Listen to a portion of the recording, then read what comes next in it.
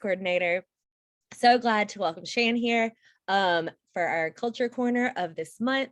We're going to be talking about like making your thinking visible in the medium of film, because that's her thing. That's what she's great at. We're going to start off with Mike's going to ask Shan a few questions, and it'll like unveil all these deep stories and inspiration. And then we can do some like audience questions and just casual conversation. So passing it to Mike and Shan. Great. So Shan, I was listening to a piece that you did, which is kind of like the director's cut of you talking about what it's like being working in film for you and on your first film. And I love that you, most of the time we have like these really snarky sayings for people like, it's not my first rodeo. And I love that on that you said, this was my first rodeo. And that's pretty fun. We usually don't brag about that, but I love that idea of really talking about your first rodeo. But you said something that really hit me, is that you found yourself doing everything on that set. And it struck me that you can wait around in this world for others to do things for you. In a perfect world, you'll eventually be on a set where you'll get to do one or two jobs, right? Unless you're the producer or director, but for now, like for in your first rodeo, and that's what being a teacher seems to me like. It is a rodeo, right? You're there, and you talked about how you had to do everything because you want it to be good, right? And you felt like that you owed it to your team there, right? Like your crew, to do all those things. And so if you would, I would just like for you to talk about a little bit about that, and maybe where did you see that modeled for you? Like, where did you see other people? Was it in your personal life with like maybe who raised you, where you saw them like, oh, you have to do it all? Was it a teacher? Was it a mentor? Was it, so because that hit me and everyone that I've ever talked to in this group, but also any teacher, is that we are doing everything at all time, even though ideally we would just get to do the thing. Oh man, thanks for checking it out, by the way. What he's referring to is my project, All of the Lights. It's a short film that I did. I shot it back in 2019. It was released last year. And the reason I felt the need to do everything is because of just not having a lot of support. So I'm not one of those people who just like, okay, well, I can't get this person to do audio, so I guess I'm not going to do the movie. I'm very relentless with my dreams, right? We only get one life. So I just basically taught myself everything that I need to do to be competent enough to make sure I can get the job done. Especially with filmmaking. Filmmaking is so hard. Especially starting out, because you got to build those relationships. And then also people, you got to establish the trust with people. You got to establish the trust with actors. Just being responsible for, I think my crew and cast all together was 20 or 30 people. And that's pretty small. But, I just want to make sure I build those relationships, build that trust with people so I can continue to go higher. And eventually, like you said, get to the point where I can just do that one thing. But I would say I modeled that after, obviously my parents do multiple things. They're working, they're cooking, they're cleaning, they're trying to raise you, but also just different filmmakers just growing up, like Spike Lee or Steven Spielberg or Issa Rae. Like starting out, it's such a grind. Like it's just the process. You got to learn how to enjoy the process, and that's what I did, man. Like I don't know if I could cuss on here, so like I'm gonna pause. But like, yeah, man, I just made sure I just wanted to be good, and I just did everything I need to do to be competent. And also that's where like my college degrees came to play, because I do have a fine art degree. I have a associates in fine art. So like everything I learned with art, that discipline, the art world is very I wouldn't say cruel, but they will let you know if your stuff sucks. Like they will let you know, like, hey, you did not give your all to this project. And I had a lot of professors back in undergrad who would they will let me know, and I just apply whatever I learned with them, and I applied that to film. So hopefully that answered everybody's question. Yeah. Christopher, she talked about building relationships on set, right? Like you have to have trust if you're going to get an actor or an actress to do this thing, maybe be outside of their comfort zone to kind of be themselves. I know you talk a lot about relationships. You're in a new building. Like, what hit you about what Shan just said? I know being with like new kids is hard to, especially, coming from where they are, and me coming from where I came from. I come from this top two school in Memphis, and I'm going to a school that's considered a failing school. My expectations are like, through the roof, and there's gonna be challenges for me. And these kids, they want to test me to see how much I can take, because I've had it easy for so long where there's been no behaviors, no, you know, backlash. And like this year, it's just been all, a lot of challenges there. And so I've actually started talking to the kids and just like getting to know them. We have a lot of conversations just about life. Like we deviate from art and we talk about real life. And one thing that we did an assignment about Nashville. What do you like about your city? And this one little girl walks up to me and she's like, everybody's sitting down to work. And she said, I don't like anything about Nashville. And I asked her why. And she's like, well, she goes, where I live at, there's just shootings. Because my dad got shot. And, she just opened up all these things about what she didn't like about it. And I was like, well, I think that it may be where you are, but it's not like that everywhere. I had to explain to her, that it is a part of this environment, and I think people are in survival mode. But at the same time, you go somewhere else and you run into a whole different lifestyle. But the fact that she even told me those things was, pretty, I think it took a lot for her to open up and tell me that, so that made me feel like I was formed a bond there. And she's actually started doing a lot of work for me. So yeah, I can identify with what you're saying, where you have to, you got to make these relationships in order for people to work with you. But yeah, and that was just kind of a long way of saying, that yeah, bonds are important. So.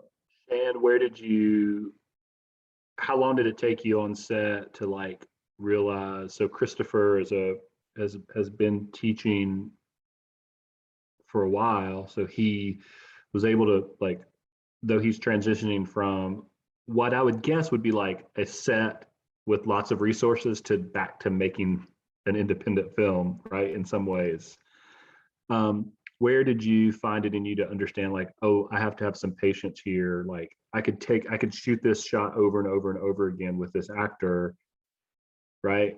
Or I could sit down and have a conversation with her, which might seem like quote unquote a waste of time, but that might build to that. Like, how much of those decisions, like, because you're also like, you're fighting with the light, like you need a shot at night, you're fighting with, I'm sure, certain curfews, permissions to do things, or maybe being in spots where you haven't pulled permits, all these different kinds of things.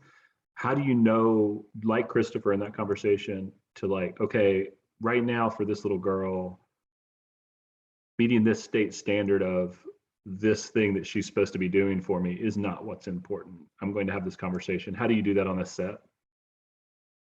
Well, I like to build relationships with people. I'm definitely a performance-driven director.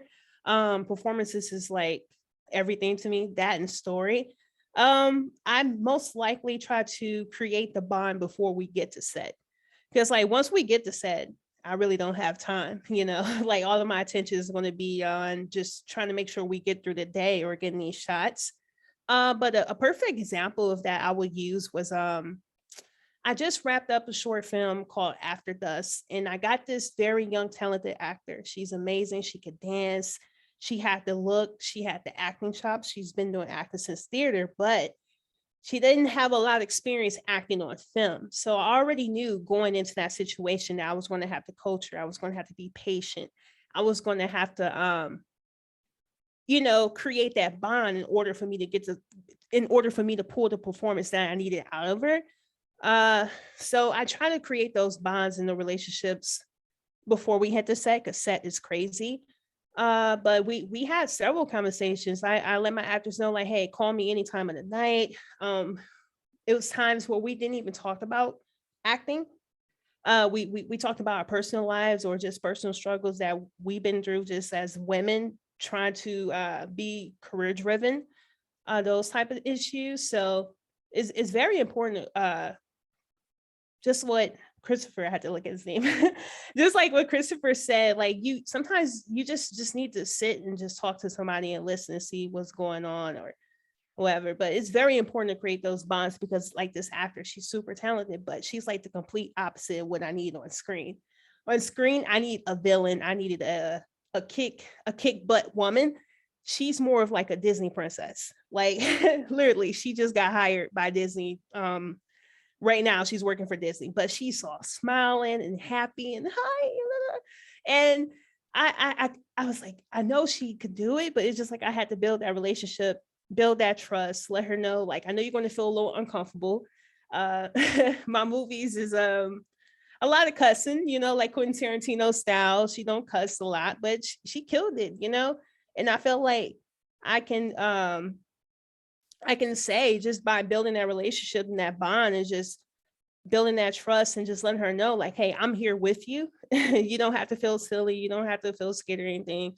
I'm here with you. And she gave a really great performance. So I agree with everything Christopher said. You Said story is really kind of everything, and figuring out how to get people to understand that the story that you're telling, right, like, is the one that needs to be the focus right now, even if they're naturally good at telling this other story, right, the Disney princess story. Greg or Natalie or Nita, should just jumping in, how do you struggle with kids who have the ability to kind of hit certain marks in this world, this kind of business class world, right? Like where their natural talent, I think that's because of environments they've been in, like that's an interesting thing that we all do in a classroom that we can often feel a little uncomfortable about, right? Like asking kids to change their personalities, where Shan does it for a living, right? Like she's telling, they're like, no, I need you to be a villain now. But that is an interesting kind of intersection with what we're all doing sometimes, is like trying to get kids to change behavior or focus in different ways.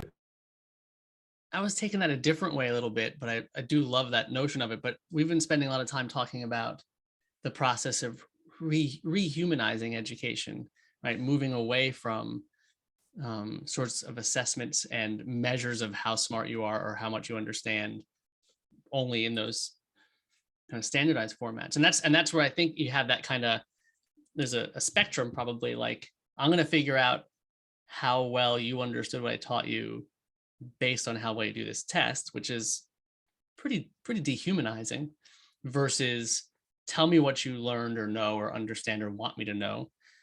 Versus I think the deep end of that is kind of where Shan hangs out and artists hang out, and like, show me what you learned, like show me what you understand this to mean, which I think in the hyper complicated realm of like, all right, I'm going to show you, but I need like 2 cameras and 1,000 lights and a whole bunch of microphones and some editing equipment. Like that's the deep end of that. That's what I think, that's the magic of film in so many ways. And then like the less deep end of like, oh, show me with maybe watercolors or paint or whatever, drawing or things like that, where the kid's able to bring as much of themselves into the recreation and like I'm going to tell you what I learned as much as they bring in the stuff they've learned, as opposed to, I'm interested in the stuff you learned, right? So that's kind of like in that part of filmmaking, I see, and I wonder, and that's why I was going to ask you, like, if a teacher's going to try to do that kind of trick, like that's tricky because we don't really have the time. It's not what we're asked to do. But like, it would be kind of rooted in perhaps either some sort of extra thing I want kids to understand, maybe empathy or communication or collaboration. Perhaps it could be more strictly tied to a standard. But for you though, like, are you thinking like, oh wait, I need people to understand this part of something I don't think they understand clearly, right? Is that part of the filmmaking process? And then you're taking that to story, and do you see it that way?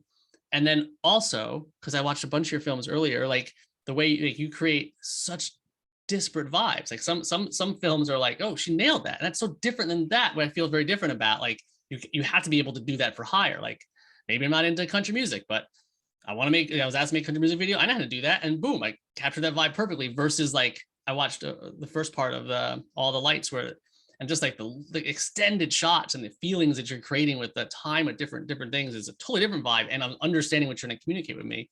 Like, where does it start for you? Like, what is that process like? Man, the process is just like, it could just start with me going outside and seeing a color or a car or a word or hearing a song, or inspiration just come from everywhere. And with All the Lights, I'm such like a happy and goofy person. I was just so shocked that that was the type of story that I want to tell. I felt like it just came from the subconscious of my mind of everything that was going on in the world, starting back with Trayvon Martin. And you never really know how those things affect you mentally. And I feel like that's where All of the Lights came in. It was just like subconsciously in my mind, and that's how that got birthed. But like, it just started from like, I could get inspiration from anything.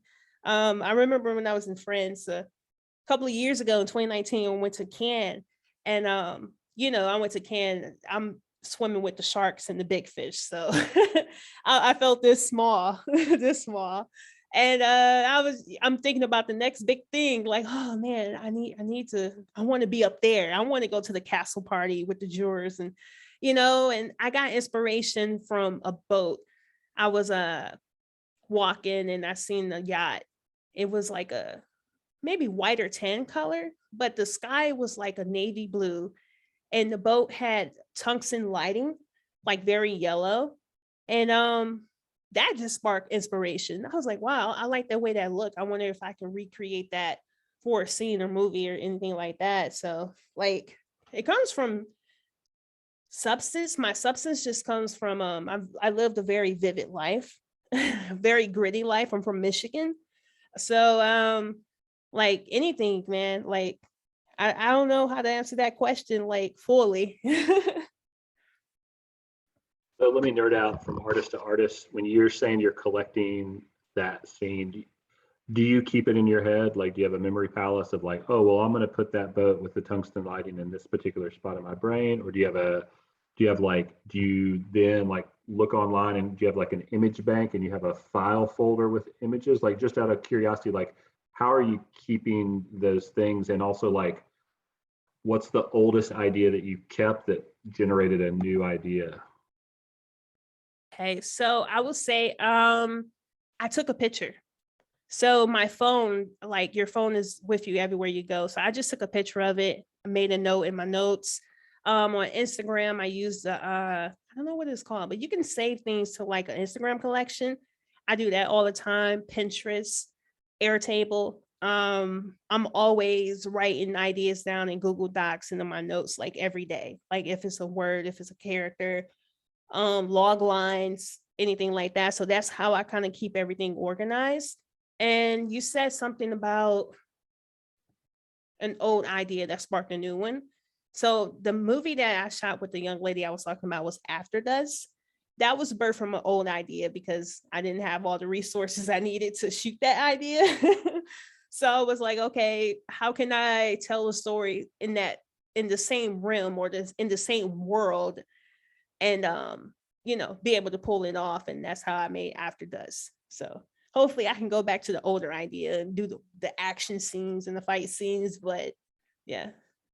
Yeah. Can you tell us more about the like editing process? Like, how do you go from like this huge, mega, massive idea to like something that is like creating an output or that is like tangible, whatever those words are? Yeah, I would say to make sure your ideas is tangible is organization. Like at first, when you get ideas, they're hitting you, it's going to be like all over the place, right? But when you finally get that idea, that's something you want to do, you spend time with it. You spend time with it, almost like you spend time with God, like prayer, something like that. You spend time with it, you dwell on it, and you continue to build on it. And once you continue to build on it, that's when you have to become a little bit organized. So like I will have a folder for B-roll. I will have a folder for let's say the shots with the girl or something like that. You just got to stay organized. Yeah. And on film, we use slates too that help us like organize the clips and how we going to edit everything together. And the Educators Cooperative, one of the things that we do is we really push this idea of collaboration, right? And not only collaboration inside of our own little ecosystem of the school that we all live inside, but across other schools. So, and not only across other schools that are similar to ours, but across other schools that are very different from what we are. So public schools, private schools, charter schools, home schools, like if there's an idea out there that we think is valuable and will help me better serve the students in Murray County, we're interested. If there's an idea in Murray County that would help Christopher, he and I are actually collaborating on a project right now, in addition with Linden Waldorf School, right? And all three of those places that are going to collaborate couldn't be more different. How important is that for you as a filmmaker to collaborate with people and allow ideas to come in to help shape this idea that you have very specifically? How do you know how to let Shan's ego be the one that's driving when it needs to, and then back away when you realize like, oh, this thing's actually going to serve my ego in a way that I could never have done on my own?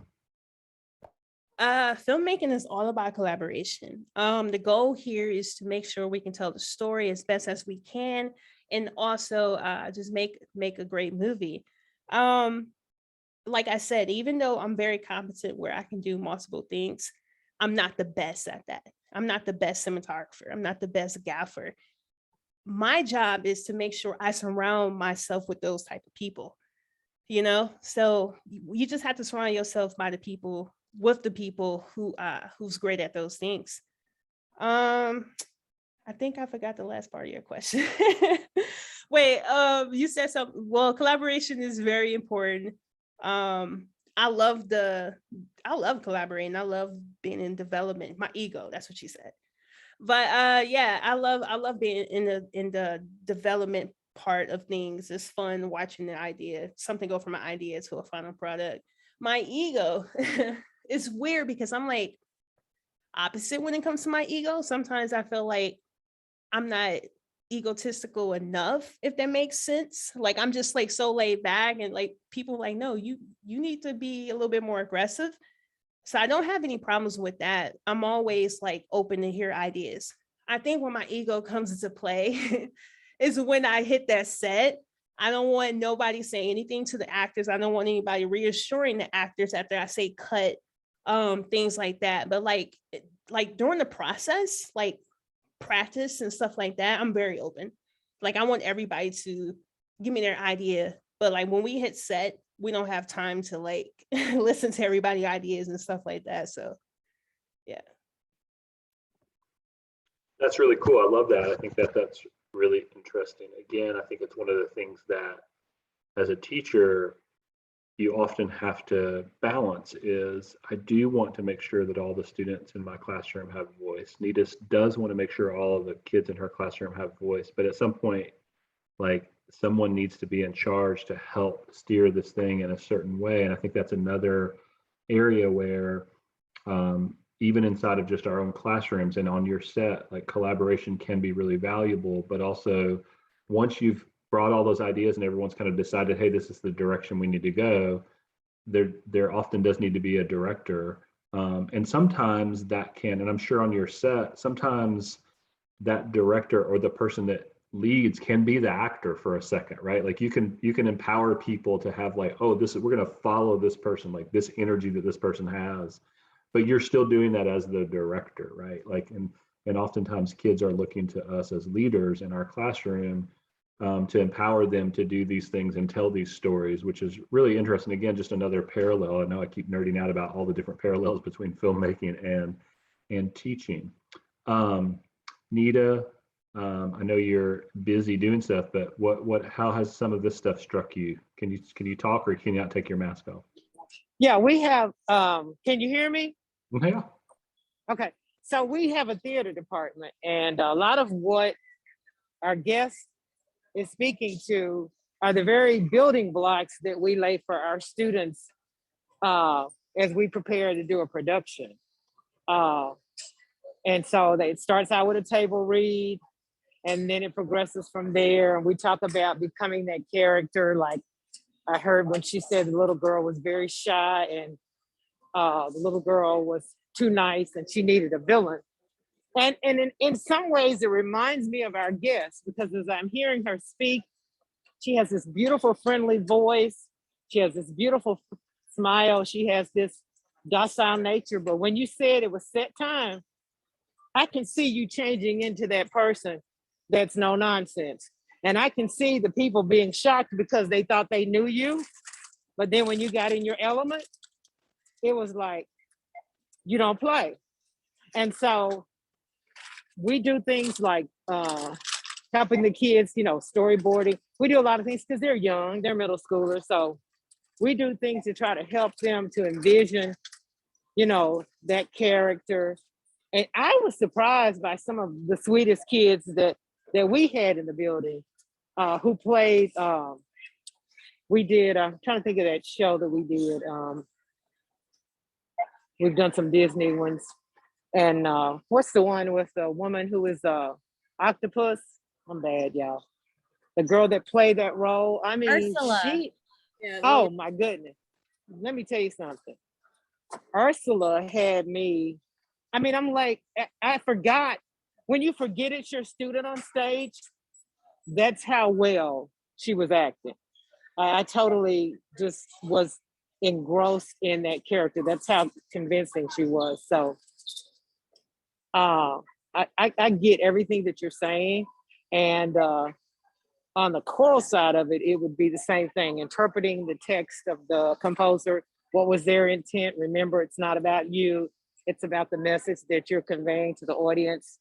And how are you taking them there with your singing, with your facial expressions, with your quality of tone. So, we would love to have you come and do I don't know how much you charge, but we would love to have you. Do you know John Royal? He just did a film for Walk Together Children for the 150th celebration for the Fifth Jubilee Singers. And he's guiding our kids through doing a film as a school-wide project with TPAC. They are our pencil partners. And so we're doing a similar project that's going to be on Crestwell.